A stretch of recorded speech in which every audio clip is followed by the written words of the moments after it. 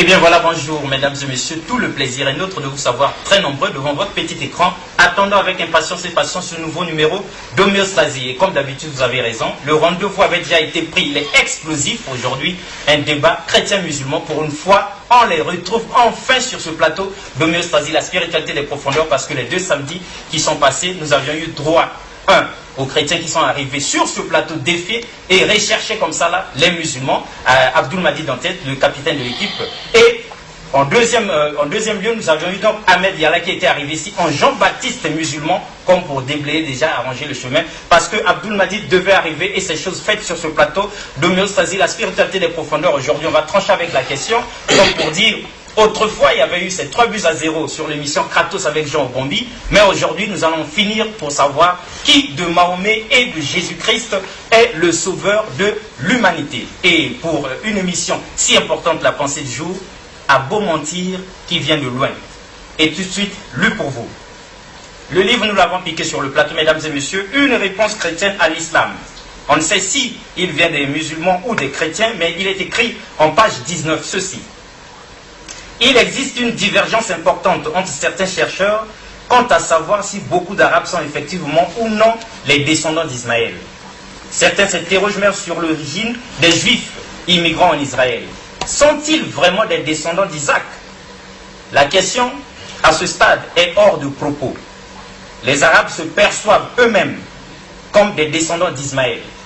Les descendants d'Ismaël, dont la liste figure dans Genèse 23, 13, 16, se sont installés dans le nord de l'Arabie. Environ 300 millions de 1,4 milliard de musulmans dans le monde sont arabes. Les Juifs se perçoivent eux-mêmes comme les descendants d'Isaac.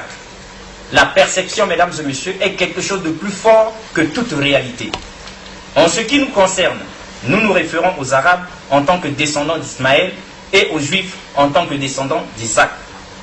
Laissez-moi vous rappeler, c'est le livre qui le dit, l'auteur, que cette histoire n'est pas juste liée à Ismaël et à Isaac.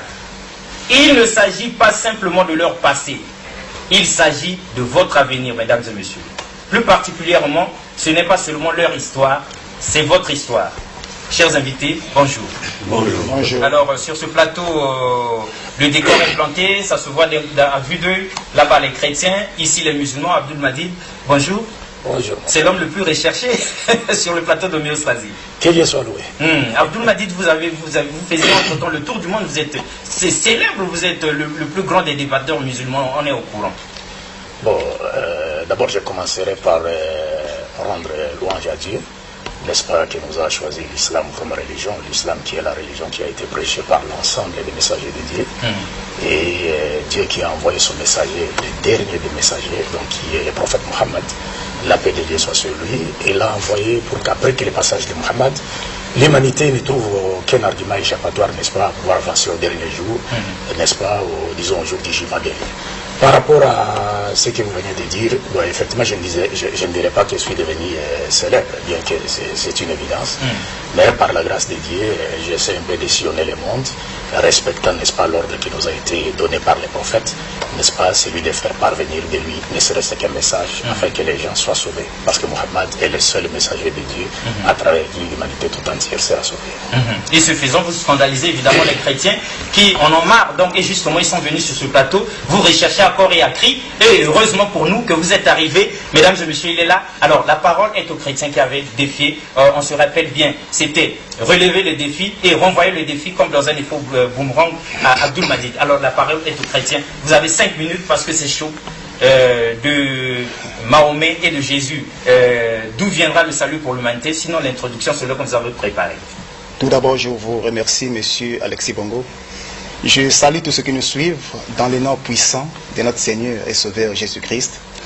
C'est vrai que nous étions ici il y a quelques jours de cela et nous avons tenu, je crois, 2 émissions qui étaient comme une réponse chrétienne à l'islam, compte tenu des défis que notre frère Abdul Majid a lancé un peu par-ci par-là, que ce soit au Mali, que ce soit à Pointe-Noire, que ce soit, je ne sais pas, en Côte d'Ivoire. Donc nous sommes venus sur ce plateau. La fois dernière, c'était pour essayer d'amener notre ami Abdul Majid sur le plateau, afin que nous puissions régler nos différences. C'est ça, je crois que le frère Sonite a quelque chose à ajouter. Frère Sonite, évangéliste Sonite. Merci beaucoup, monsieur le journaliste. Enfin, nous retrouvons l'homme que nous avons tant cherché. Cet homme est expert dans l'art de mentir. Partout où il est passé, il a pendu le mensonge sur la Bible, sur le nom de Jésus et sur les chrétiens. Alors on ne pouvait pas se taire devant un tel mensonge. Voilà pourquoi nous sommes aujourd'hui ici. Et je crois que tous les ingrédients sont réunis pour frire ce gros poisson musulman avec sa propre graisse qui est le Coran. Super. Et comme vous avez encore 3 minutes, on y va donc. Puisque vous démarrez par une accusation. Et elle est choquante, l'accusation. Elle est, bien sûr. Bien sûr, pourquoi? Parce que lorsqu'il dit que Mahomet est le sauveur de l'humanité, parce que là, nous devons aller droit au but. On y va. Nous n'avons passé assez du temps, donc nous devons aller droit au but. Sans détour. Bien. Alors, donc, quand il dit que Mahomet est le sauveur de l'humanité, j'ai suivi l'émission qu'il a, enfin, la conférence qu'il a organisée au Mali. Il a donné les critères. Il a dit, parmi ces critères-là, je vais prendre un, il a dit qu'il faudrait que l'un des deux, c'est-à-dire de Jésus-Christ ou de Mohamed, dise explicitement de sa propre bouche que je suis le sauveur de l'humanité. Ce qui avait été dit au Mali. Au Mali. Par Abdul Nous Majid. avons les images. D'accord. Donc ici, moi j'ai lu tout le Coran. Parce que le débat d'aujourd'hui c'est entre le Coran et la Bible. Nous ne devons pas sortir du thème et sortir de ces 2 livres-là. Alors donc, je me demande où est-ce que Mahomet l'a dit. Parce que j'ai lu tout le Coran, je n'ai pas trouvé. Mais moi, je peux par contre lui donner des versets bibliques qui sont tellement clairs. Nous allons prendre Jean chapitre 4. Jean chapitre 4, je m'excuse. 2 minutes, retrouvez ça rapidement. Jean chapitre 4, verset 42. Jean 4, verset 42. Oui. Et il disait à la femme, Oui. ce n'est plus à cause de ce que tu as dit Oui. que nous croyons, Oui. car nous l'avons entendu nous-mêmes, et nous savons qu'il est vraiment le sauveur du monde. Ah, ça c'est les hommes qui témoignent de Jésus-Christ. Vous pouvez encore lire Jean chapitre 12, verset 47. Jean 12, verset 45. 47. 47. Si quelqu'un entend mes paroles et ne les garde point, ce n'est pas moi qui le juge, car je suis venu non pour juger le monde, mais pour sauver le monde. Donc ça sort de la bouche de Jésus. C'est clair, c'est clair comme, c'est limpide comme l'eau de la source. Mais dans le Coran, on ne trouvera aucun verset coranique où Mahomet déclare que je suis le sauveur de l'humanité. Ça c'est le premier point. Qui vous reste 1 minute. Le deuxième point, c'est que le monde est en proie au péché, monsieur le journaliste. Donc l'homme qui vient sauver, le sauveur de l'humanité, doit être sans péché. Parce que le monde est en proie au péché. L'homme de la même condition que ceux qui ont le péché ne peut pas venir les sauver du péché. C'est impossible. C'est impossible. Alors, Mahomet, c'est un pécheur comme nous pouvons le lire dans le Coran, chapitre 48, verset 2. Rapidement, parce que la minute va s'épuiser là. Coran 48, verset 2. Verset 2. Afin qu'Allah te pardonne tes péchés, passés et futurs. Oui. Qu'il parachève sur toi son bienfait et te guide sur une voie droite. Nous avons plein de versets comme ça, Oui. mais à cause du temps, on ne peut Voilà, pas citer qui tous les atteste versets. que, Mais je peux ajouter un verset, s'il vous plaît, à cause de Jésus, qui concerne Jésus dans le Coran. Rapidement, parce que Rapidement, vous avez- Sourate si 19, c'est 19. le moment venu, oui. Coran chapitre 19, verset 19. Ah, d'accord. Coran 19, verset 19. Vous auriez dû sélectionner ça. Il dit, je suis en fait un messager de ton Seigneur pour te faire don d'un fils pur. Il s'agit de Jésus-Christ. Il est pur, c'est l'homme idéal, c'est l'homme sans péché pour venir sauver les pécheurs. Moi, Mahomet ne peut pas me sauver. Même Abdul m'a dit, Mahomet ne peut pas me sauver parce que c'est un pécheur. Parce qu'il est pécheur. Il est de la même condition que son prophète. Super. Alors, Voilà. la réplique. C'est combien de minutes de plus? 6 minutes. C'est pas 7?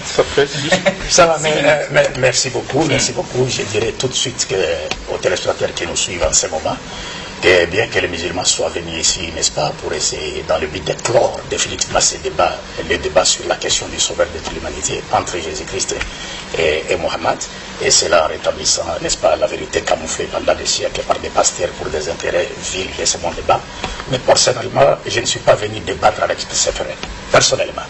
Parce que moi, je suis là comme étant membre du jury. Je suis venu simplement les écouter parce qu'ils vont passer... C'est pourtant vous qui Non, recherchez.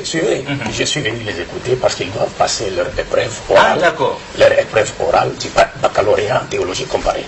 Ah, C'est d'accord. compris. Je suis là simplement pour les écouter. Sinon, s'il ne peut pas y avoir débat entre moi, c'est comme quelqu'un qui dirait un élève de lycée voudrait défier STEM, n'est-ce pas, en physique. Donc ça ne peut pas se faire. Alors, je commencerai par montrer d'abord leur mensonge, parce que parmi les critères que j'ai cités par rapport à Jésus Mohammed, j'ai dit il faut que le Christ, Jésus-Christ ou Mohammed, confirme le caractère universel de sa mission en déclarant clairement avoir été envoyé par Dieu à toute l'humanité. Je fais très bien attention à mes mots. Et puis, quand il cite des versets bibliques qu'ils ne comprennent pas, des versets qu'ils ne comprennent pas, écoutez, il laisse parler du monde parce qu'il ne connaît pas l'essence du monde dans la Bible. Ibrahim disait, nous, Jean chapitre 15, verset combien? Verset 15 à 19. 18 à 19. Écoutez les mondes, maintenant on va leur apprendre la Bible. Si le monde a de la haine pour vous, sachez qui m'a trahi avant vous.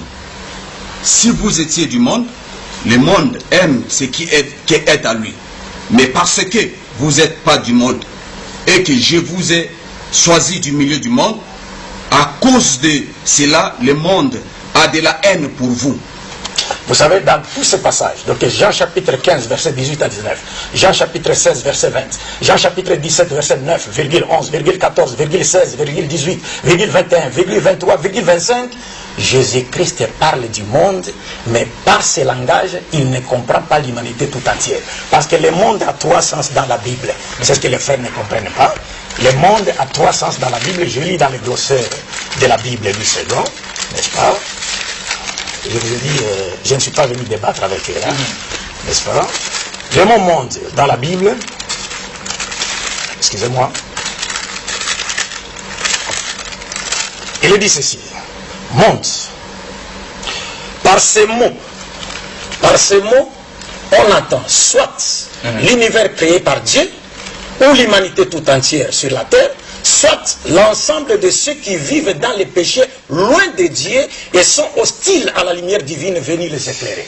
Et c'est dans ce sens-là que Jésus parlait du monde, et le monde dont il est question ici, c'est le symbolisme des pécheurs juifs, parce que le Christ a dit dans Matthieu chapitre 15, verset 24, je n'ai été envoyé qu'aux bébés perdus de la maison d'Israël. Donc c'est la forme restrictive.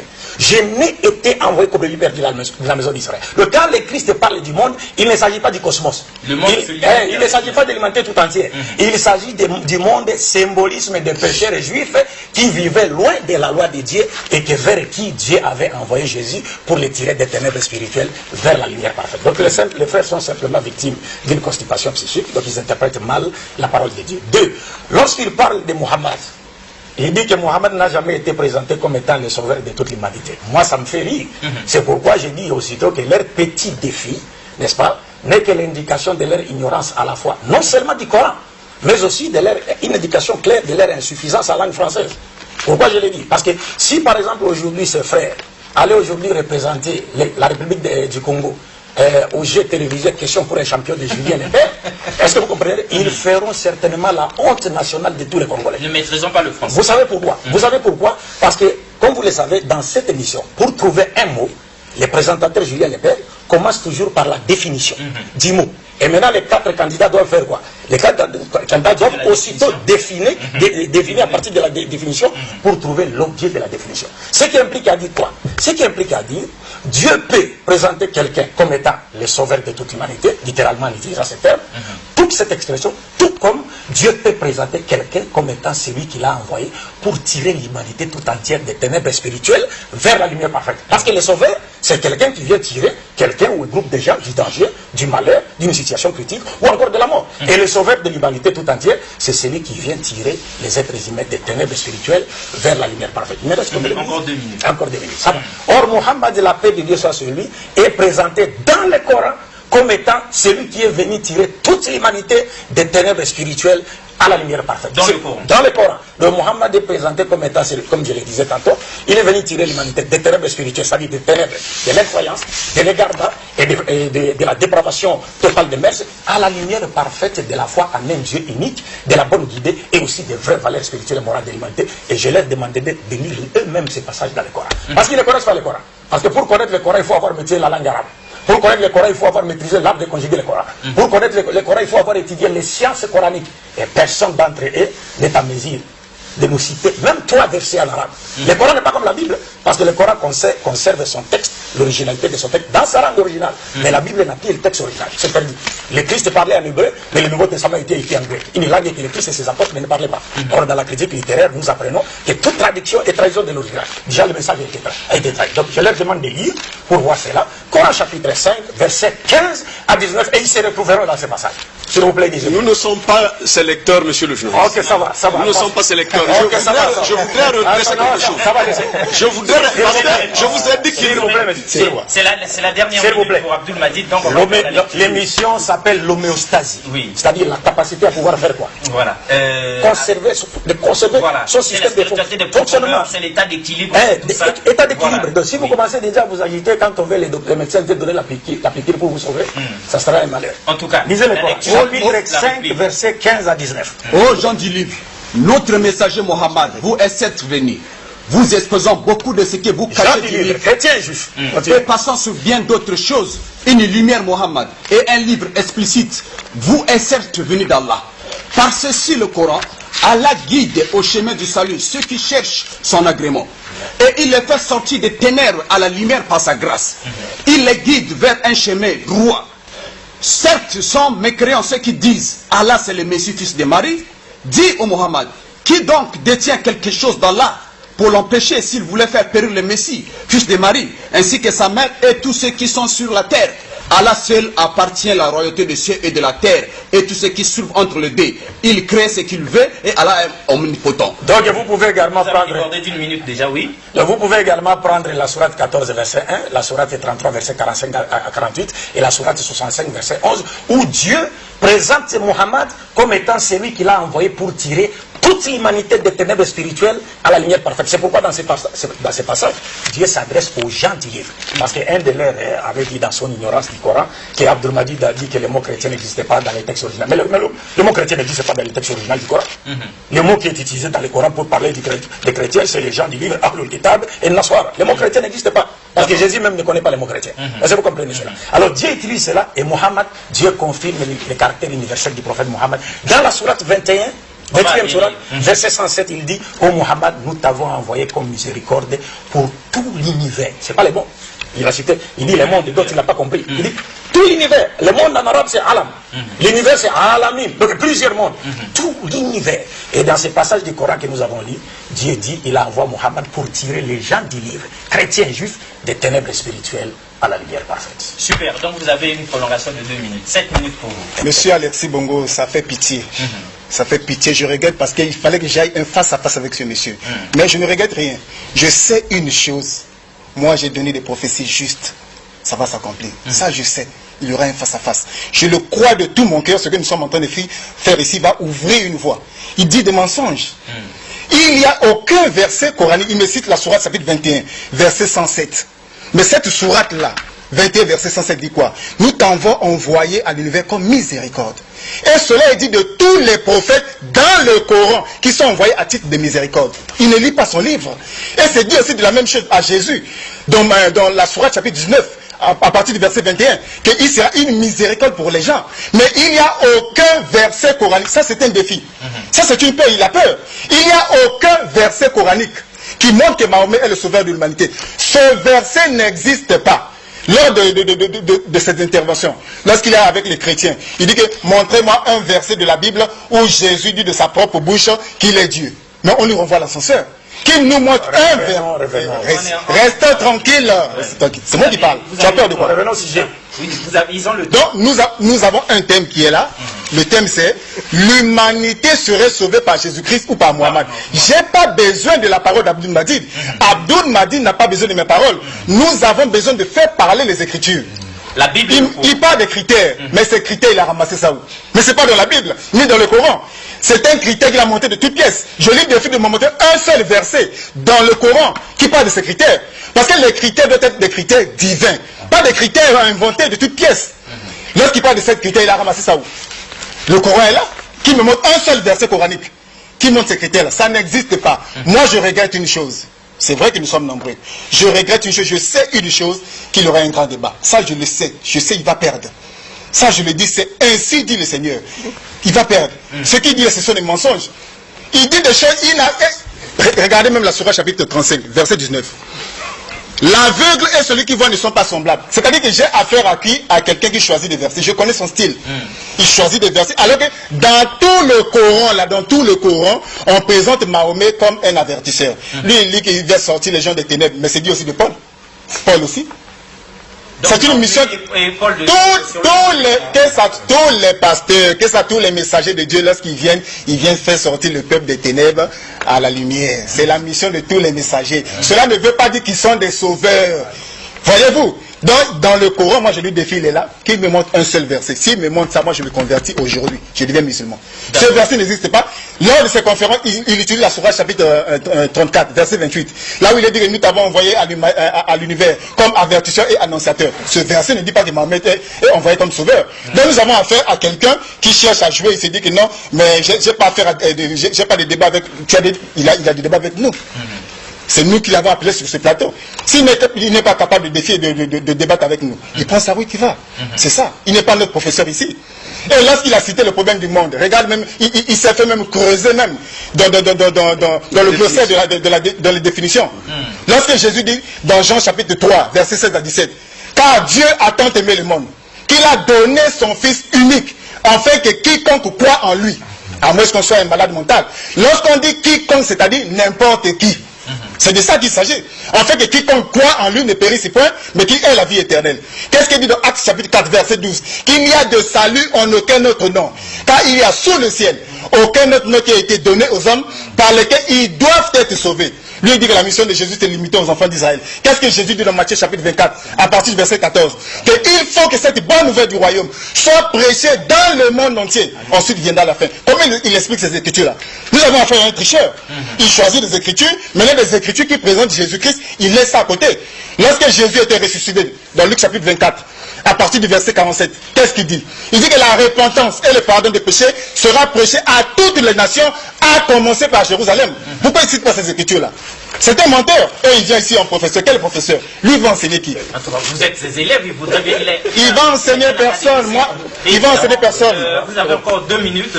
Évangéliste Sonite, 2 minutes avant que la parole... Je vous ai dit tout à l'heure que cet homme est expert dans l'art de mentir.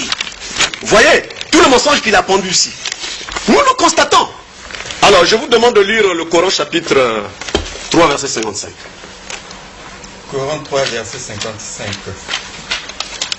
Rapidement. Nous lisons rapidement Coran 3, verset 55. Rappelle-toi quand Allah dit: ô Jésus, certes, je vais mettre fin à ta vie terrestre, t'élever vers moi, te débarrasser de ceux qui n'ont pas cru et mettre jusqu'au jour de la résurrection ceux qui te suivent au-dessus de ceux qui ne croient pas. Puis c'est vers moi que sera votre retour et je jugerai entre vous ce sur quoi vous vous opposiez. Ah, vous avez écouté? Jusqu'à la résurrection. Le Coran dit que ceux qui suivent Jésus-Christ jusqu'à la résurrection, le mot jusque marque un espace de temps. C'est-à-dire que dès l'arrivée de Jésus-Christ, depuis sa mise en fonction jusqu'à la résurrection, les gens, tout le monde entier doit suivre Jésus-Christ. Donc, et Abdul Madid, et Abdul Malik, et Youssouf Ngolo, tout ce monde-là, le Coran, c'est dans le propre livre qui dit que vous devez suivre Jésus. Donc, quand quelqu'un nie ça, vraiment, je ne sais pas comment le qualifier. Donc, il va en dehors de son propre livre. Donc, les vérités sont classées. Alors, je voudrais dire ceci. Quand M. Abdul Madid dit que je viens les écouter, nous avons lancé un défi. Il n'a pas écouté, mais on ne lui a pas dit. Il ne peut pas venir nous écouter. Nous avons lancé un défi contre lui parce que c'est lui qui l'a cherché. À Pointe-Noire, il a dit, je cherche un pasteur plein d'Esprit Saint. Nous sommes là. Plein d'Esprit Saint. Nous sommes là. Et nous disons que nous ne devons pas jouer avec les termes. C'est l'atterrissage, lui l'a dit. Nous ne devons pas jouer avec les termes. On a dit le salut entre Mahomet et Jésus. Et nous voulons que les Écritures puissent amène la lumière parce que la parole est une lumière. Super. Tout prophète amène. Donc, qu'il nous montre coraniquement le terme sauveur appliqué à Mahomet et nous croirons. Super. Alors, voilà. La réplique, 5 minutes. Non, c'est pas 5, c'est non, ils ont égalisé. Hein, parce qu'il y avait eu débordement, on a égalisé. On repart sur 5-5. Je vais terminer. Je dis, je remercie Allah et je prie sur le prophète Mohammed, sur sa pieuse famille, ses fidèles compagnons et tous ceux qui suivent ce droit chemin de l'islam jusqu'au jour de la torréfaction. Tout à l'heure, j'ai suivi les frères tricher avec un verset du Coran. Jusqu'à aujourd'hui, j'ai comme impression que ces frères se sont servis juste des versets du Coran comme ça qu'ils ont ramassés, sans savoir le sens de ces versets, pour venir les citer pêle-mêle. Ici, un verset qui est au chapitre 3, qui commence déjà au verset 54. Dieu présente la situation des Juifs complotés pour venir tuer le prophète Jésus. Après qu'ils aient échoué à leur complot, Dieu présente le prophète Jésus comme celui qui est porteur des messages de l'unicité à son peuple. Alors, il donne non seulement que ceux qui suivront Jésus, parce que au milieu de ce verset, je placerai ceux qui te suivront. Vous comprenez? C'est-à-dire à l'époque de Jésus. Ça les concerne que et ça va venir. Donc c'est pour dire, ces frères, ça va venir. J'ai comme impression, je vais laisser au frère Abdul Madid, parce que le problème c'est quoi? Le Coran, je parle. Et les détails du Coran, pour avoir la connaissance du Coran, il faut au préalable avoir la connaissance de la Sunna. Parce que Dieu dit dans les Écritures, dans le Coran, nous t'avons révélé la Sunna pour que tu détailles ce qui est dans le Coran. Or, ces frères-là n'ont aucune connaissance. Tout à l'heure, le frère, je peux même aujourd'hui donner à ce frère-là, lire même les versets. Il ne faut pas. Vous comprenez? Mais si on dit, on va lire même les versets en hébreu ici, nous allons lire. C'est ça la différence. Vous comprenez? Donc ici, le seul problème, c'est quoi? Ces frères sont allés ramasser des versets, ça et là, venir les citer sans savoir le fond. Donc je laisse au frère Abdoulaye. Ça va, j'étais en train de... Vous comprenez pourquoi j'ai dit que s'ils participaient au jeu télévisé, question pour réponse, ils feront la honte. Laissez-moi parler. Mais pour lui, vous êtes... Parlons selon les Écritures. Parlons selon les Écritures. Vous agitez pourquoi? Parlons selon les Écritures. Nous n'avons pas des exemples à nous faire Je récupère les temps. À chaque fois qu'il intervient, je récupère les temps. Oui, 3 minutes. C'est pourquoi j'ai dit il est facile de dire un mensonge, mais difficile de les sauter. Mais vous n'allez tu vois ce que tu as fait de moi. Tu vois ce que tu as fait. C'est pour vous dire quoi? C'est pour vous dire quoi? C'est pour vous dire quoi? Il n'est pas nécessaire. Parce que sauveur veut dire celui qui vient tirer quelqu'un ou un groupe de gens du danger, du malheur, d'une situation critique, de la mort. C'est ça la définition du mot sauveur. On peut présenter quelqu'un comme étant sauveur de toute l'humanité, directement, littéralement, tout comme on peut le présenter comme celui qui est venu tirer toute l'humanité des ténèbres spirituelles vers à la lumière parfaite. Si on le présente comme tel, il est sauveur de toute l'humanité. Si vous arrêtez à dire non, je vais voir les mots, mais ce serait simplement en train de manifester son ignorance de la langue française. Deux, lorsque les frères, écoutez, nous ne sommes pas venus pour rendre ces débats puérils, trop enfantins. Parce que j'ai fait des émissions Kratos, ça fait, vous avez commencé à vous préparer, je ne sais pas, depuis 2000 jusqu'à 2014, vous avec votre Saint-Esprit, vous avez été incapable de m'affronter juste après les débats des émissions Kratos. Donc c'est pas aujourd'hui que vous serez capable de m'affronter, parce que vous ne connaissez pas le Coran. Je peux vous mettre dans les pays, lisez 3 versets seulement en arabe, pour qu'on sache que vous connaissez le Coran. Vous ne le ferez pas. Deux, les frères ils disent que bon voilà, il a parlé du monde. Mais je dis mon frère, vous savez, dans l'art de l'exégèse, lorsqu'un messager de Dieu dit, je n'ai été envoyé qu'aux brebis perdues de la maison d'Israël. Tous les autres versets doivent être interprétés à la lumière de ce passage. Et quand je lis le glossaire de la Bible, on nous dit dans la Bible, lorsque le mot monde est utilisé, il a 3 sens. Cosmos, humanité tout entière, et ceux qui vivent dans les péchés. Or, nous savons que Dieu, parlant de Jésus, a dit dans Matthieu 2,6, il élèvera un chef qui est l'autre Jésus pour sauver Israël, son peuple. Et le même Pierre qu'il a cité dans Acte 4, 12. Mais lisez le contexte. Pierre est en train de s'adresser aux enfants d'Israël, il ne s'adresse pas à toute l'humanité. Il parle aux enfants, restituer les choses dans leur contexte. Et c'est le même Pierre qui dira dans Acte des Apôtres, chapitre 5, verset 31, il dit quoi? Dieu l'a élevé par sa droite comme prince et sauveur pour donner à Israël la repentance et le pardon du péché. Prince et sauveur pour Israël, c'est pas pour toute l'humanité. Acte des Apôtres, chapitre 13, verset 23. Acte des Apôtres, chapitre 13, verset 23. Verset 23. Oui. La Bible dit, avant sa venue, Jean avait prêché le baptême de repentance à tout le peuple d'Israël. 23. Le peuple d'Israël. C'est de la postérité de David que Dieu a suscité. C'est de la postérité de David que Dieu a suscité Jésus-Christ. Regarde ici. La postérité de David, Dieu a suscité Jésus-Christ comme sauveur pour Israël. C'est pas pour toute l'humanité. C'est pourquoi Jésus a interdit à ses apôtres d'aller vers les païens. Dans Matthieu chapitre 10, versets 6 à 7, il dit, n'allez pas chez les païens, n'allez pas chez les Samaritains, allez plutôt chercher les brebis perdues de la maison d'Israël. Est-ce que vous comprenez? Donc c'est clair, nous disons, lorsque le Coran présente Mohammed comme étant celui que Dieu a envoyé pour tirer l'humanité tout entière des ténèbres spirituelles à la lumière parfaite. Mohammed lui-même déclare, de ce fait qu'il est le sauveur. Mohammed lui-même dit, contrairement aux messagers de Dieu qui m'ont précédé, j'ai été envoyé à la totalité des êtres humains et j'ai clos la prophétie. Après moi, il n'y a pas de prophète. Regardez ce qu'ils ont dit. Ils ont dit, vous avez parlé de Mohammed qui a été présenté comme miséricorde pour l'univers. Il dit, mais il y a des prophètes qui ont été présentés comme miséricorde. Mais laissez les choses dans leur contexte. Parce que vous ne verrez dans aucun verset du Coran où un prophète est présenté comme miséricorde, les mots alamin, univers est suivi. Ça ne dit que nulle part. Le mot n'est utilisé que dans les contes de Mohammed. C'est-à-dire c'est lui seul que Dieu a envoyé comme étant une miséricorde pour tout l'univers. Mais les autres comptes. La venue d'un prophète, c'est une miséricorde de la part de Dieu. Mais jamais vous ne verrez, c'est un défi. Vous ne verrez dans aucun verset où Dieu présente un coranique dans lequel Dieu parlant d'un prophète, il dit que c'est une miséricorde. On dit pour l'alamin, c'est-à-dire pour l'univers. Ça n'existe nulle part si ce n'est pour les contes de Mohammed. Et il est en train de tricher avec les versets du Coran. Voilà. Quand vous lisez Coran chapitre 34 verset 28, dans lequel Dieu dit clairement, parlant de Mohammed, ô Mohammed, nous t'avons envoyé à la totalité des hommes. Il dit Kafatalinas. Il ne saura même pas lire ça. Donc sans exception à toute l'humanité comme annonciateur et avertisseur. Je dis, mais je vous montre les versets bibliques. Mais c'est trop malheureux. Vous agitez pour nous. Je vous montre des versets bibliques. La parole est de ce côté. Je vous cite maintenant les versets bibliques. Tous les prophètes sont appelés avertisseurs. Tous les prophètes viennent pour avertir. Je vous donne les versets bibliques parce que vous ne comprenez pas.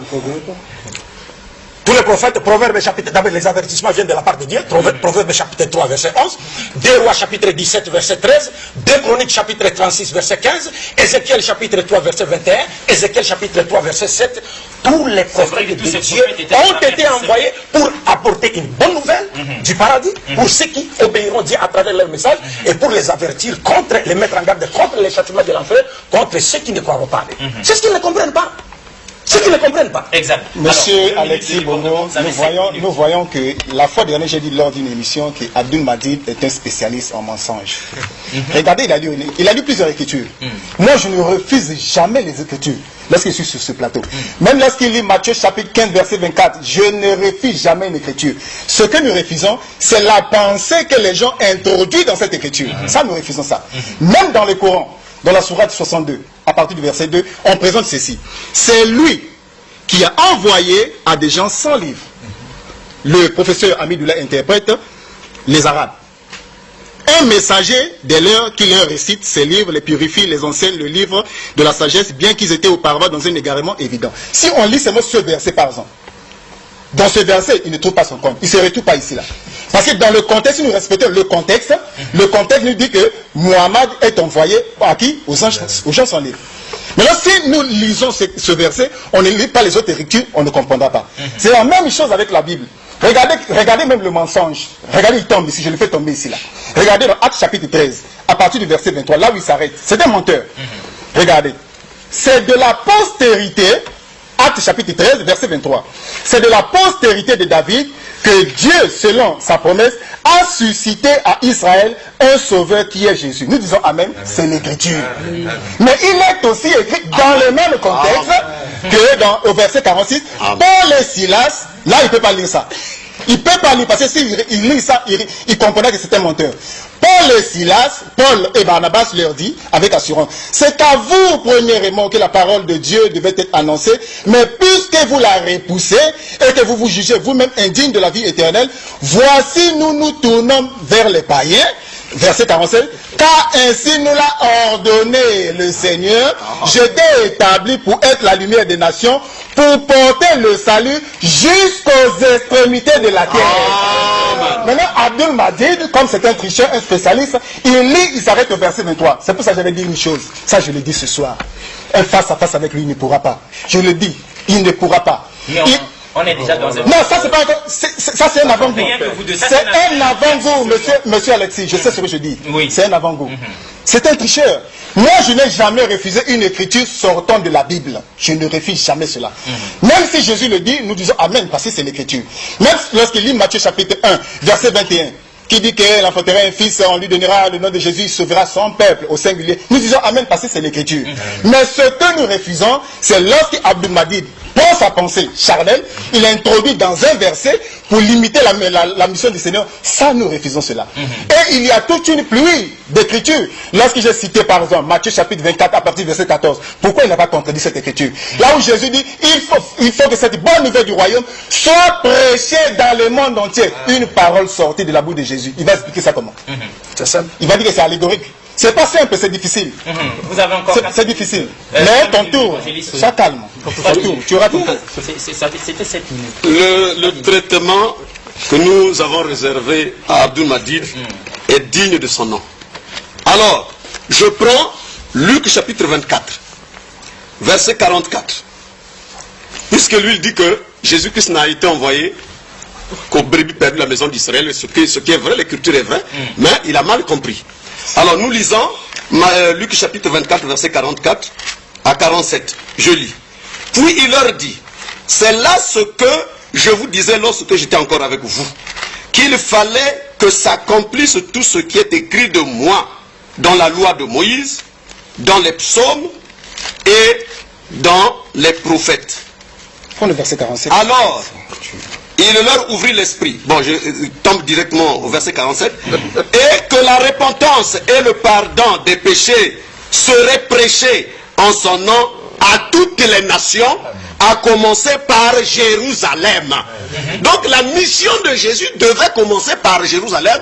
Elle devrait s'étendre aux nations.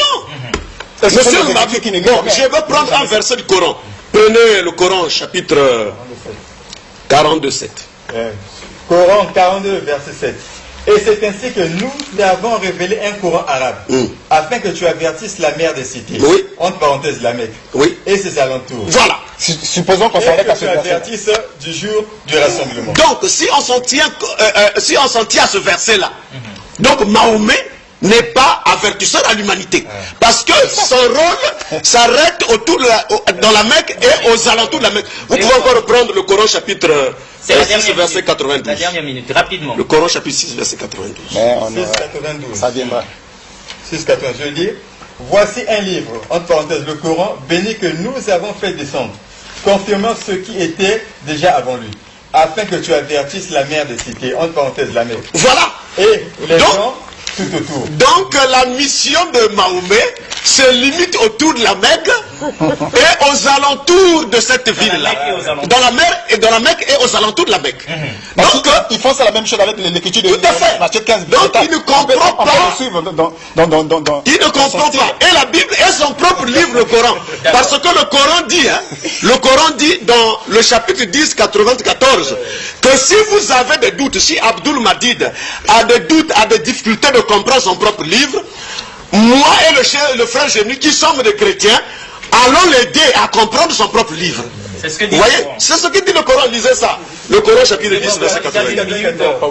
Ça fait 2 minutes. Tu as un doute sur ce que nous avons fait descendre vers toi. Interroge alors ceux qui lisent le livre avant toi. Ah, donc si monsieur Abdul Malik et Abdul Madid étaient respectueux de leur texte, ils devaient tout simplement s'humilier, parce que le Coran dit que le musulman est le soumis à Allah. Donc vous n'êtes pas soumis, monsieur Abdul Madid. Lorsque vous refusez de venir consulter les chrétiens que nous sommes, alors que Dieu a donné aux musulmans les chrétiens pour vous aider. Vous voyez?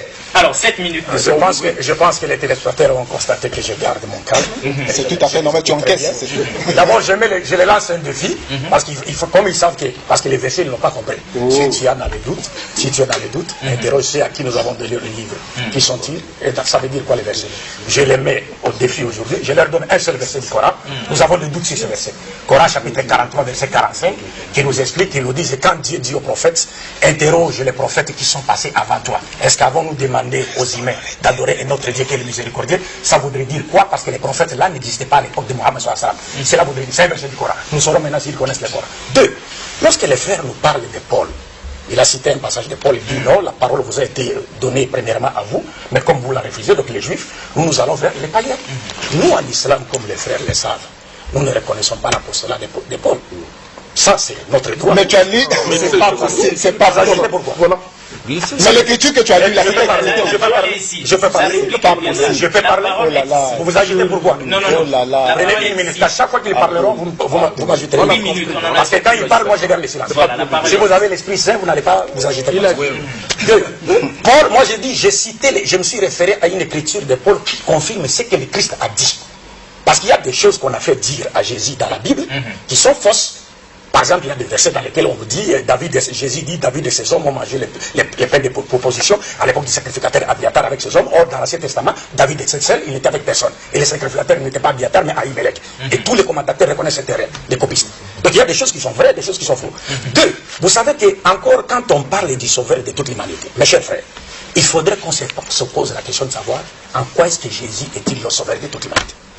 Parce que le sauveur de toute l'humanité, c'est celui qui vient tirer les hommes des ténèbres spirituelles, donc de l'incroyance, égarement, dépravation de mœurs, à la lumière parfaite de quoi? De la croyance en un Dieu unique, de la guider et des valeurs morales positives. En quoi est-ce que Jésus est-il le sauveur de toute l'humanité entre Mohammed et Jésus-Christ? Est-ce que vous comprenez? Imaginez une seule fois que Dieu envoie Moïse chez Pharaon, sauver les enfants d'Israël, parce qu'il était libérateur qui est synonyme de sauver. Mais Moïse arrive là-bas, au lieu de demander aux enfants d'Israël de croire en lui et de leur donner les directives divines, de leur permettre de se soustraire, n'est-ce pas, du joug de l'esclavage égyptien, mais Moïse part, il demande au Pharaon de les tuer. Quel sera le sort des enfants d'Israël après que Moïse soit tué par le Pharaon? Est-ce qu'ils seront sauvés? Non. Alors, Paul, auquel ils se sont référés aujourd'hui, parce que c'est lui qui a étendu les caractères universels de la mission de Jésus. Jésus n'a jamais envoyé Paul. Ça, c'est notre débat. Parce qu'il n'y a aucun verset dans la Bible où Jésus a envoyé ses apôtres à aller prêcher aux non-israélites. Je dis bien, aux non-israélites. Je souligne, je pèse mes mots. Aux non-israélites. S'il y a des versets qu'on ne s'agite pas, ils vont donner les versets et nous allons ensemble les analyser. Ne t'écarte pas du thème. Je suis dans le thème. Vous savez pourquoi?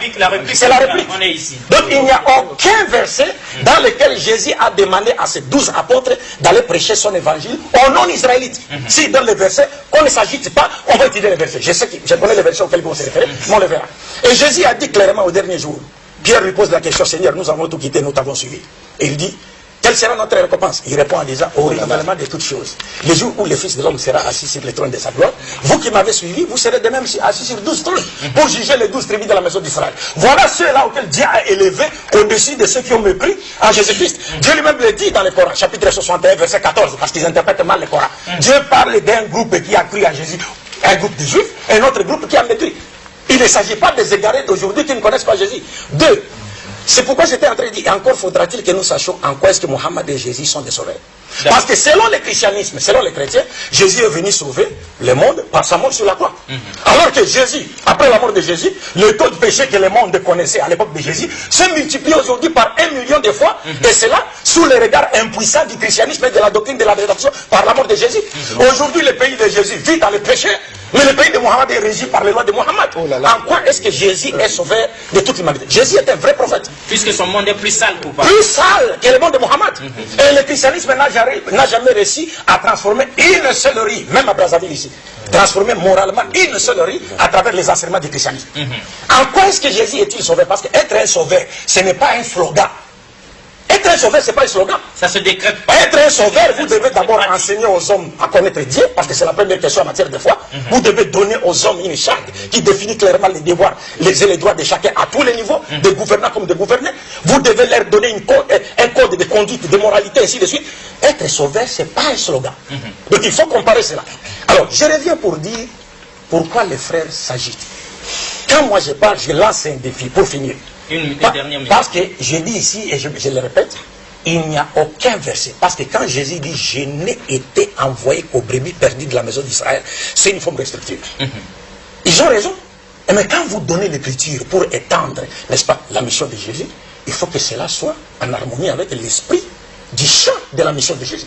C'est pourquoi je dis ici, pourquoi alors on ne trouve pas dans la Bible un seul verset dans lequel Jésus a demandé à ses apôtres d'aller prêcher l'évangile aux non-israélites. Je le souligne des non-israélites.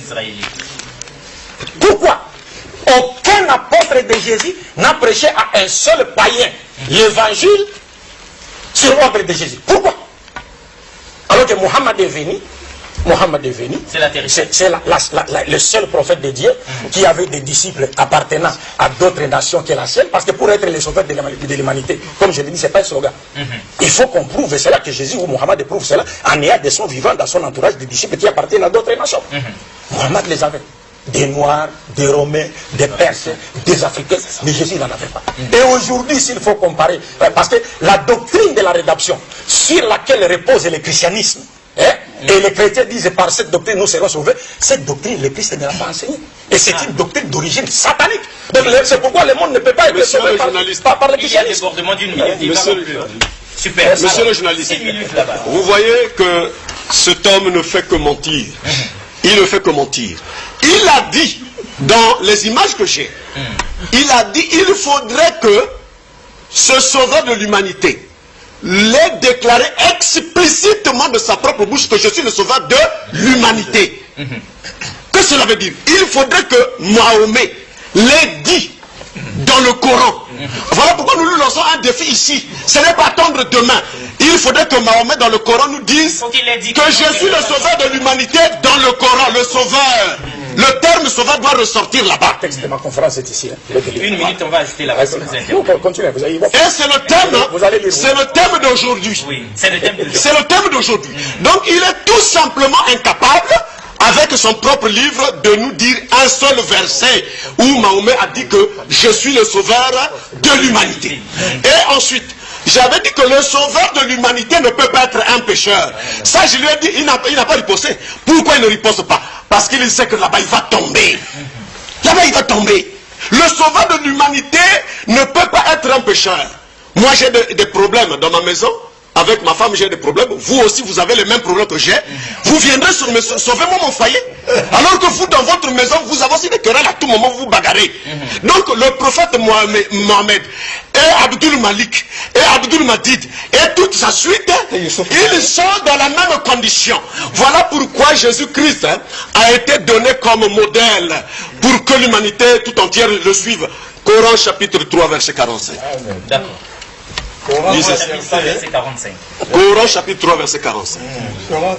Nous vous avions dit que venez faire école. Les cours sont gratuits, monsieur Abdul Madid. Les cours sont gratuits. Quand les anges dirent, oh Marie, voilà qu'Allah t'annonce une parole de sa part. Son nom sera Al-Messie, Issa, fils de Marie. Registre ici-bas. Comme dans le début. Jésus-Christ est le modèle parfait. Ici-bas, on n'a pas seulement dit en Israël. Il dit ici-bas, donc même en Arabie Saoudite, partout, au Mali. Donc ici-bas, il est le modèle parfait. Et dans l'au-delà, aucun qu'un prophète, c'est le Coran qui parle, nous avons lu. On ne sort pas du thème, monsieur. Alors donc ne sortons pas du thème. Donc lui il veut nous payer la rédemption par le sang. Vous voyez, donc c'est un homme, c'est un technicien du mensonge. Hein. Donc il dribble comme ça pour que nous le suivions. Nous te ramenons dans ton propre livre, monsieur. Donnons-nous une seule écriture où Mahomet dit clairement que je suis le sauveur de l'humanité. Mais Jésus-Christ l'a déclaré dans la Bible. Et nous avons donné les preuves dans le Coran. D'accord, mais vous avez encore... Monsieur Alexis Bongo, moi j'aimerais bien que nous puissions rester dans le cadre du thème. Ramenez-nous dans le thème parce que... Moi je dis ceci. Si Mahomet est le sauveur de l'humanité, entre Mahomet et Abdul Majid, qui est mieux placé pour nous le dire? C'est Mahomet.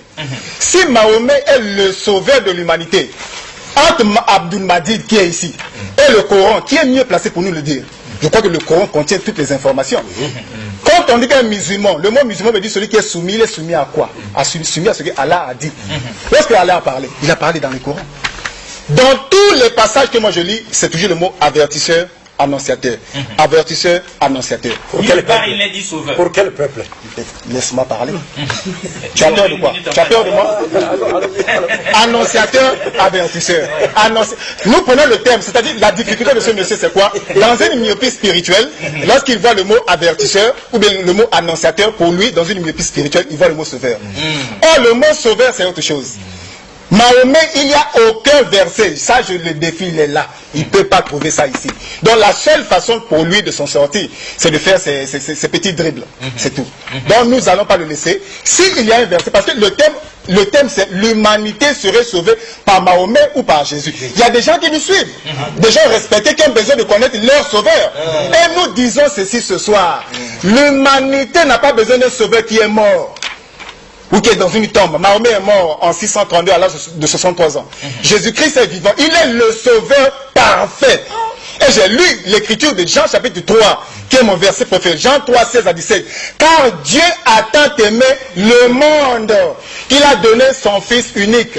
Afin que quiconque quoi. Ici, on n'a même pas besoin qu'un génie quitte au ciel pour nous dire que non. Quiconque veut dire, quiconque, ça veut dire n'importe qui.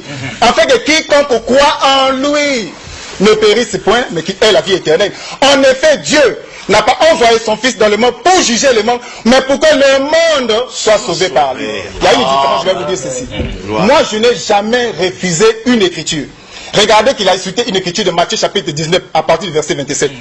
Il a fait sortir cette écriture dans son contexte. Lorsque Jésus dit au renouvellement de toutes choses, vous qui m'avez suivi, vous serez de même assis sur 12 trônes pour juger les 12 tribus d'Israël. Nous disons Amen, c'est l'écriture. Mais lesquels qui le suivaient à cette époque-là? Donc il ne respecte pas le contexte. Il faut prendre l'écriture dans son contexte. Ceux qui le suivaient en ce temps-là, c'était qui? C'était pas les Congolais.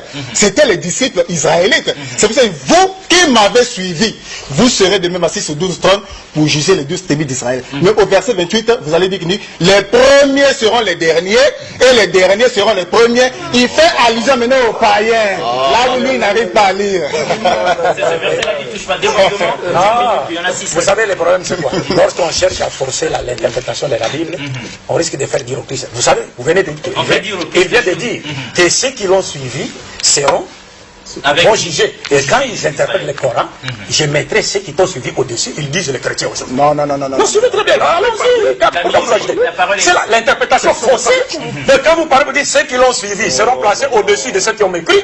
Il ne s'agit pas des chrétiens d'aujourd'hui, il s'agit des juifs qui ont suivi Jésus, les Israélites. Il vient quand il interprète ces versets, la Bible dit non, ceux qui l'ont suivi, ce sont les Israélites. Alors, quand le Coran te parle de ceux qui l'ont suivi, quand Dieu parlait avec Jésus, vous les chrétiens ici, non-israélites, vous étiez là. Vous n'étiez pas là. Ça ne concerne pas les chrétiens non-israélites. Deux, vous savez, lorsque les frères lisent un verset, ils citent le Coran, il dit, il liste ici, bas dans l'au-delà. Mais pas seulement ça. Le Coran parlant de tous les êtres humains qui vont hériter le paradis, les appelle des gens qui seront minal mukarabin, c'est-à-dire les rapprochés de Dieu. Pourquoi on parle de Jésus comme il illustre ici, bas de l'au-delà? L'un des rapprochés, c'est pas le seul, l'un des rapprochés de Dieu. Parce que c'est un prophète de Dieu. Et puis les versets 49 et 51 vous dit quoi? Dieu dit dans le Coran, il sera le messager aux enfants d'Israël. Il n'a pas dit ça. Le Coran dit, il est messager aux enfants d'Israël. Comme le Christ lui-même a dit, je n'ai été envoyé qu'aux brebis perdues de la maison d'Israël. Nous lisons les Français ou bien les quoi? Quand on dit je n'ai été, mais c'est une forme restrictive. Il ne faut pas étendre les champs de la mission. C'est ce que nous sommes en train de dire. Et quand les frères viennent me faire dire, écoutez, ces mensonges-là, parce qu'ils disent ces mots-là, c'est moi qui étais l'orateur. Regardez mon texte ici. le texte sur Jésus-Christ ou Mohammed doit lui-même déclarer explicitement avoir été envoyé par Dieu à toute l'humanité. C'est ce que j'ai toujours dit par rapport aux critères. Doit lui-même déclarer explicitement avoir été envoyé par Dieu à toute l'humanité. Et ça, vous ne trouverez aucun verset de la Bible dans lequel Dieu dit il a envoyé Jésus alimenter tout entier, ou aucun verset de la Bible dans lequel Jésus dit j'ai été envoyé alimenter tout entier. Deux, il y a un autre problème. Regardez comme ça les gens sont en train de s'embrouiller. C'est pourquoi je vous ai parlé ici de l'émission Question pour un champion. Je vous ai dit que pour trouver les mots sauveurs, regardez-moi, quelqu'un il vous dit donnez-moi là où Mohammed est appelé sauveur de toute l'humanité. Mais qu'est-ce que signifie sauveur par définition? Oh là là. Non, qu'on définisse les mots. Qu'est-ce que signifie sauveur par définition? Un sauveur d'abord sur le plan horizontal, c'est-à-dire sur le plan temporel, c'est quelqu'un, les dictionnaires nous définissent un sauveur comme quelqu'un qui est une personne qui est venue tirer quelqu'un ou un groupe de gens du danger, du malheur, de la mort. C'est celui-là sauveur. Mais sur le plan vertical maintenant, sur le plan spirituel, un sauveur de l'humanité, c'est celui qui est venu sauver les gens de péché, c'est-à-dire les tirer de l'état de péché dans lequel ils vivaient pour les amener à la lumière de Dieu, où ils retrouveront la valeur pour laquelle ils ont été créés. Or, Mohammed est présenté dans le Coran par Dieu lui-même comme étant celui que Dieu a envoyé pour tirer toute l'humanité des ténèbres spirituelles à la lumière parfaite. Lisez le Coran chapitre 7, versets 57 à 58. 58 même. Verset 157. Et 157. 158, vous prenez 158. Écoutez les paroles de Mohammed. Coran chapitre 7, verset 157 à 158. Écoutez la parole d'Allah. Ceux qui suivent le messager, les prophètes illettrés Mohammed, qu'ils trouvent écrit, mentionné chez eux dans la Torah et l'évangile, il leur ordonne les blâmades, il leur ordonne le marouf. Prenez le verset suivant directement pour ne pas perdre le temps. Dis ô Mohammed, c'est Dieu qui ordonne à Mohammed de dire, ô homme, je suis pour vous tous les messagers d'Allah. Le terme utilisé en arabe c'est Ya ayyuhan nasu inni rasulullah ilaykum. Oh, quel mensonge. Vous savez, les Saint-Esprit avaient le pouvoir de parler en arabe à l'époque des apôtres.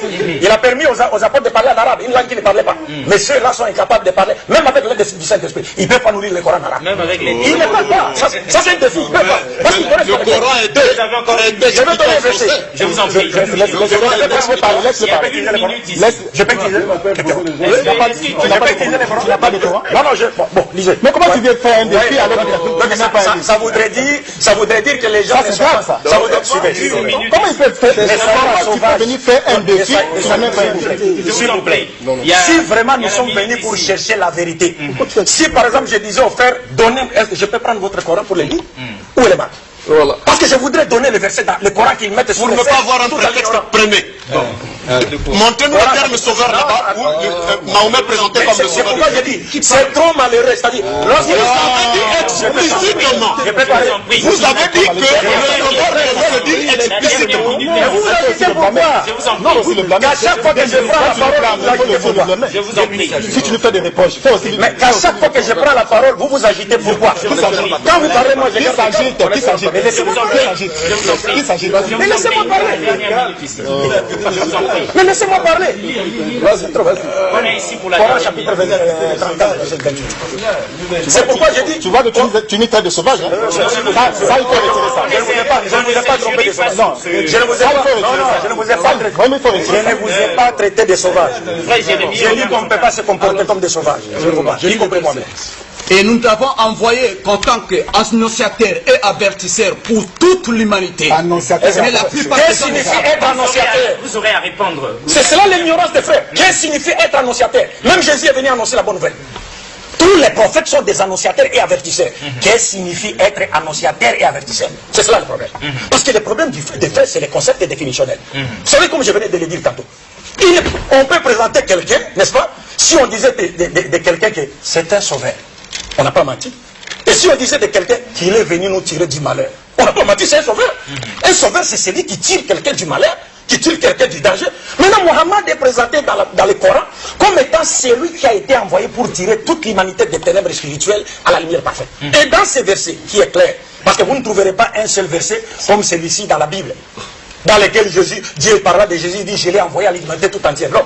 Mais Dieu parle dans ces passages, il dit clairement, ô Mohammed, nous ne t'avons envoyé que comme annonciateur et avertisseur à toute fatalinas, toute l'humanité sans exception. Mais la plupart des gens ne le savent pas, y compris ses deux frères. Mais ils sont dans le panier des gens qui ne savent pas. La plupart des gens ne savent pas. Ils s'arrêtent à dire annonciateur, avertisseur. Mais qu'est-ce que signifie annonciateur et avertisseur? Ils ne peuvent rien dire. Parce que tous les prophètes sont appelés dans la Bible des avertisseurs. Tous les prophètes de Dieu. Ils sont venus annoncer. Lorsqu'on termine, mon frère. Nous avons de 2 minutes. Oui. C'était plus que clair. Et nous avons dit ici que si on mettait Jésus-Christ et Mohammed devant nous à travers leurs paroles, vous ne trouverez aucun verset dans lequel Jésus dit j'ai été envoyé à la totalité des gens. Allez, mettez tout entier. Mais Mohammed lui-même expliquait encore ces versets du Saint-Coran. Parce que dans leur fuite en avant, quand ils cherchent à séparer le Coran et la Sourate, c'est là où on va démontrer leur ignorance du Coran. Le prophète Mohammed dit clairement ceci. Moi, Mohammed, contrairement aux prophètes de Dieu qui m'ont précédé, j'ai été envoyé à la totalité des êtres humains. Et après moi, il n'y a pas de prophète. Et il ajoute en disant ceci. L'arabe n'est pas supérieur à un autre être humain, ni un autre être humain supérieur à un arabe, ni un blanc supérieur à un noir, ni un noir supérieur à un blanc, qui par la piété. Le seul prophète qui a placé tous les êtres humains au même pied d'égalité, en basant les critères de noblesse sur la piété, c'est Mohammed. Jésus priait dans les temples, les païens convertis au judaïsme étaient là, et il y avait une balustrade de pierre autour du temple qui les interdisait de pénétrer dans les temples sous peine de mort. Jésus n'a jamais demandé à détruire cette balustrade-là, et n'a jamais demandé à ces païens-là de pénétrer dans les temples pour adorer le Dieu des Juifs ensemble avec les Juifs. Jamais il ne l'a fait. Il était avec les Romains, mais jamais Jésus n'a invité un seul Romain à croire à lui. Mais Mohammed était à Médine, il a envoyé une lettre à l'empereur Héraclius, lui demander de croire en lui. Alors maintenant, on atterrit. Maintenant, ils ont suivi. Regardez maintenant, je ne dirais pas par respect pour eux, je ne dirais pas leur ignorance, mais leur petit savoir. Parce qu'ils ignorent les styles du Coran. Ils disent, Dieu a dit à Mohammed, afin que Dieu puisse te pardonner péché, et tes péchés passés et tes péchés futurs. Mais qu'est-ce que cela veut dire? Ça, c'est une prolongation encore. Il y a débordement. Je suis Alexis Bongo. Monsieur Alexis Bongo. À moins que vous le disiez. Monsieur Alexis. Dis ça, laisse-le dire. On va rattraper ça. Ce verset voudrait dire quoi? Voilà. D'abord, je leur pose la question sur base du même verset. Mais nous pose pas la question. Non. On ne pose pas la question. Parle, on te suit. Vous savez, monsieur Alexis, il est facile. Il a fini. Tu as fini, non? On m'a donné 2 minutes. L'émission va finir 1 minute. Ça veut dire quoi? Oui. Monsieur Alexis, renvoie-moi la parole. Je vais essayer de passer ça. Ça veut dire quoi? 1 minute. J'ai dit ceci. On se pose la question. Pourquoi Dieu a-t-il dit à Mohammed afin que tes péchés passés soient pardonnés? Lorsque Mohammed n'a commis aucun péché dans le péché, il n'a aucun exemple à donner. Et puis dans le futur, les péchés futurs soient pardonnés. Lorsque ces péchés ne sont pas encore commis, pour qu'ils soient pardonnés. Cela signifie quoi? Cela signifie quoi? Rapidement. Parce que le défi que Jésus a lancé aux Israélites, dans 8,46 Jean, en leur disant, qui de vous me convaincra des péchés si je dis la vérité, pourquoi ne me croyez-vous pas? C'est le même défi que Mohammed a lancé aux Arabes, dans Coran chapitre 10, verset 16 à 19, en disant, j'ai passé toute ma vie devant vous. Mais il a consommé. C'est vous qui atterrissez. Parce que non, ils ne connaissent pas le style du Coran. C'est parce qu'ils n'ont aucun exemple qui peut donner là où Mohammed a commis les choses. Donc c'est très intéressant ce que vous dites. J'ai passé toute ma vie devant vous. J'ai passé toute ma vie devant vous. Pourquoi ne croyez-vous pas? Vous savez en islam. On s'arrête là. Ça c'est le prophète qui a parlé, nous on aime ça. Alors la réplique. Monsieur Alexis Bongo, 5 minutes pour atterrir. Il y a tellement trop d'écriture dans la Bible. Je vais lire une écriture. Écoutez, je vais lire une écriture. Toujours le verset là. Attendez qu'il finisse, sinon on arrive. Il a déjà terminé. Oui, allez-y. C'est vous qui parlez. Monsieur Alexis Bongo. Moi, je crois que Abdul Majid a un sérieux problème. Il a vraiment un problème de constipation spirituelle, tel que lui-même le dit. Dans Jean chapitre 3, à partir du verset 16 à 17, je réponds encore ce verset-là, où Jésus dit, car Dieu a tant aimé le monde, qu'il a donné son Fils unique, afin que quiconque croit en lui ne périsse point, mais qu'il ait la vie éternelle. En effet, Dieu n'a pas envoyé son Fils dans le monde pour juger le monde, mais pour que le monde soit sauvé par lui. Ça, c'est une parole sortie de la bouche de Jésus. C'est-à-dire quoi? C'est-à-dire chaque matin où nous allons nous réveiller, même lorsque Abdul-Majid essaie de contredire cela, chaque matin, lorsque nous allons nous réveiller, nous verrons toujours cette écriture-là. C'est-à-dire quoi? C'est-à-dire son ignorance, ses difficultés va l'arrêter, mais ça ne peut pas arrêter cette écriture-là. Cette écriture est vraie. Et Jésus-Christ est le sauveur dès sa naissance. On ne devait pas sauver. Il nous parle des critères. Les critères, là, vous savez, là où il a eu ça dans un forum. Un forum là sur internet, un forum entre un musulman, voilà, et Petro qui sont en train de faire un débat. Voilà. C'est un forum. Voilà. Donc les critères là ne sont pas dans le Coran. Il a inventé ça de toutes pièces. Voilà, donc cela dit, on est arrivé à l'atterrissage. Mais oui, on est arrivé à l'atterrissage. Je crois que mesdames et messieurs, on va conclure. On va conclure parce que on risque d'ouvrir encore une brèche. Une minute seulement pour vous. Non. Bon, nous avons suivi qui de Mahomet et de Jésus est le sauveur. En tout cas, ils ont été à la hauteur des face à face. Il y a eu de la constipation spirituelle dans l'air. On essaie de la part des musulmans ou des chrétiens, mais vous avez attentif que vous avez pu donc tirer la quintessence même des messages qui ont été délivrés dans la Bible et le Coran. Et la pensée à beau mentir, je vous en prie, à beau mentir, qui vient de loin. Et donc nous aurons une suite évidemment si Dieu le permet, si jamais Allah est d'accord. Ce n'est que partir dans une salle, une grande salle. Dans une grande salle. Ce serait bien dans une salle, c'est là où je vais te faire venir. Je te le dis. Sois calme. Je te le dis. Moi, je te le dis. Je vous en prie. Vous me connaissez. Moi, je te le dis. Je vous en prie. On est arrivé à la fin de cette émission. Tu vois, je sais que moi, j'ai annoncé ça. Je te le dis. Sois calme. Je vous en prie.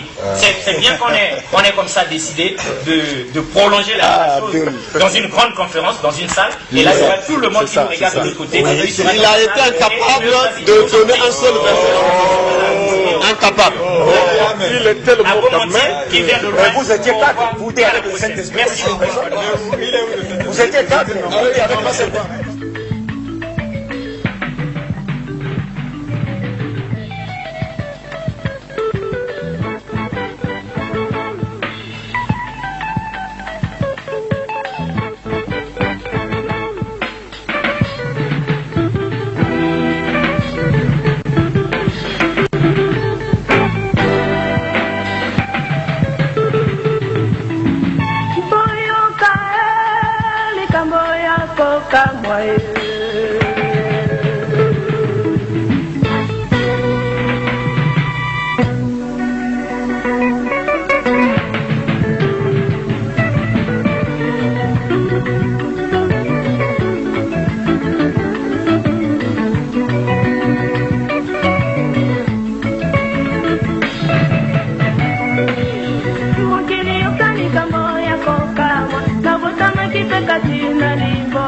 Tapola kipelo pola bana nyonso